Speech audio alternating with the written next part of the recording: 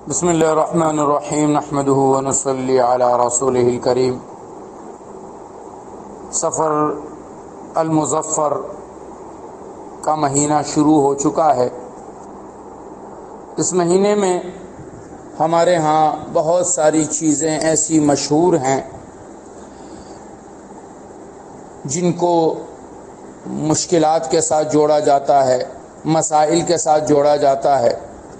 اس مہینے میں یہ سمجھا جاتا ہے کہ مصائب کے اترنے کا مہینہ ہے، اور مختلف ختم بتائے جاتے ہیں، مختلف اعمال بتائے جاتے ہیں، اور بعض ایسے علماء جو باوجود علماء حق کے قافلے میں سے ہوتے ہوئے بھی انہوں نے باقاعدہ فضائل سفر پر کتابیں لکھی اور اس میں اعمال بتائیں اور اس میں نمازیں بتائیں، یہ تمام باتیں شریعت مطہرہ کے مزاج کے خلاف ہے۔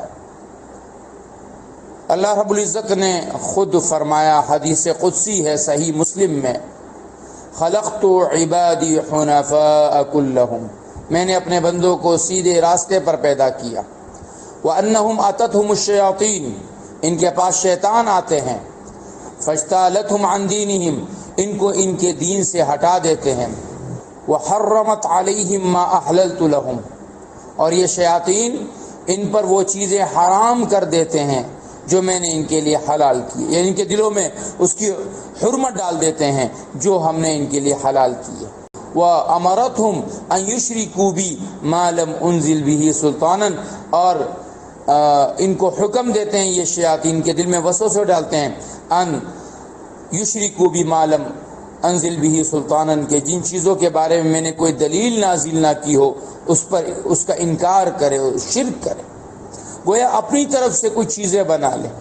جیسے سفر کو منحوس سمجھا جاتا ہے، اس میں شادی کو منحوس سمجھا جاتا ہے۔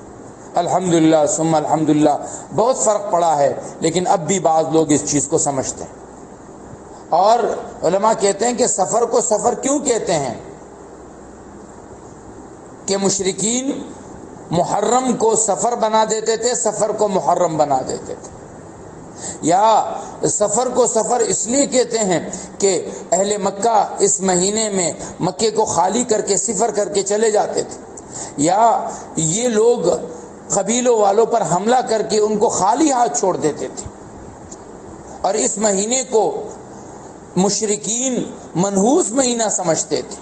تو آپ علیہ الصلوۃ والسلام نے اعلان فرمایا، لا عدوى ولا سفر ولا ہامہ، کسی کی بیماری کسی کو لگ نہیں سکتی، یہ بیماری کا ایک دوسرے کو لگ جانا، اس کا اللہ کے ہاں کوئی نظام نہیں ہے۔ صحابی نے عرض کیا، یا رسول اللہ میرے ایک اونٹ کو خارش لگ گئی، اس سے سب کو خارش لگ گئی، آپ فرماتے ہیں کہ یہ چھوت کی بیماری نہیں ہے؟ تو آپ نے فرمایا فمن عاد الاول، وہ پہلے جانور کو جو خارش لگی وہ کس نے لگائی؟ اللہ رب العزت ہی تمام بیماریوں کو لانے والے ہیں، تمام تکلیفوں کو لانے والے ہیں۔ ولا طیرہ، طیرہ کا معنی یہ تھا، وہ زمانہ تھا کہ لوگ نیک فعل اور بد فعل نکالتے تھے، پرندے کو چھوڑتے تھے، اگر وہ دائیں طرف چلا جاتا تھا تو کہتے تھے یہ نیک فعل ہے، بائیں طرف چلا جاتا کہتے بد فعل ہے۔ اللہ کے نبی نے فرمایا ولا طیرہ، ایسی نیک فعلیاں اور بد فعلیوں کا کوئی ثبوت نہیں ہے۔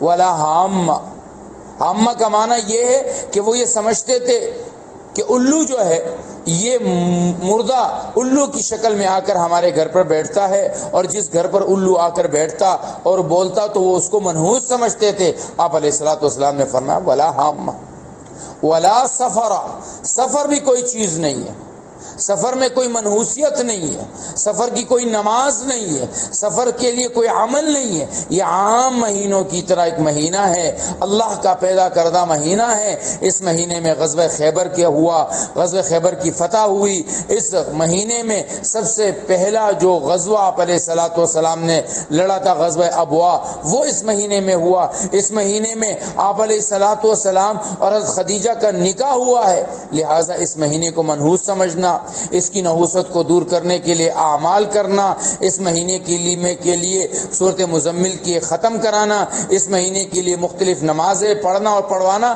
یہ سب فضولیات ہے، من گڑت ہے۔ اللہ ہم سب کی حفاظت فرمائے۔ والسلام۔